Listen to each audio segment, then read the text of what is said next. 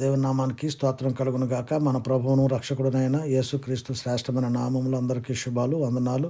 ఇది వాగ్దానము, కీర్తన గ్రంథము 28వ కీర్తన 5వ వచనం.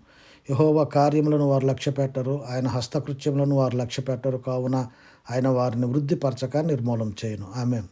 దేవుని బిడ్డలారా, దేవుని కార్యాలను నిర్లక్ష్యం చేసేవారు, దేవుని యొక్క చేతి పనులను నిర్లక్ష్యం చేసేవారు ఎప్పుడు కూడా వృద్ధిలోకి రారు, ఎప్పుడు కూడా అభివృద్ధి పొందలేరు, దీవించబడలేరు, ఆశీర్వదించబడలేరు. అది దేవుని యొక్క వాక్యం సెలవిస్తుంది. సమూయేలు 2వ గ్రంథము 3వ అధ్యాయంలో దావీదు కుటుంబానికి సౌలు కుటుంబానికి బహుకాలము యుద్ధం జరిగిందంట. ఆ యుద్ధం జరిగినప్పుడు దావీదు అంతకంతకు వర్ధిల్లుతూ ఉన్నాడంట. సౌలు కుటుంబము అంతకంతకు నీరసిల్లుతుంది అని చెప్పబడింది. కారణం ఏమిటంటే దావీదు దేవుని కార్యాలను లక్ష్యం ఉంచేవాడుగా, దేవుని కార్యాలను ఘనపరిచేవాడుగా, దేవుని కార్యాలను ఆయన గౌరవించేవాడుగా కనపడుతూ ఉన్నాడు. కానీ సౌలు దేవుని యొక్క కార్యాలను నిర్లక్ష్యం చేసేవాడుగా ఉండేవాడు.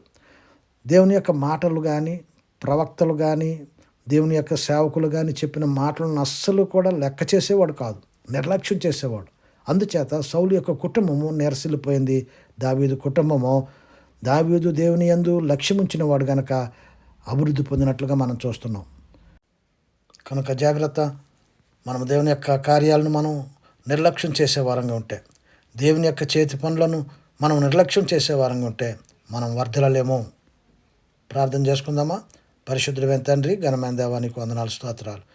ఉదయకాల సమయంలో నీ కార్యముల పట్ల, మీ సన్నిధి పట్ల మేము లక్ష్యం ఉంచే వారంగా, నేను స్తుతించి ఘనపరచేవారుగా చేయండి, సహాయం చేయండి. యేసు నామములో ప్రార్థన అడిగి వేడుకుంటున్నాం తండ్రి.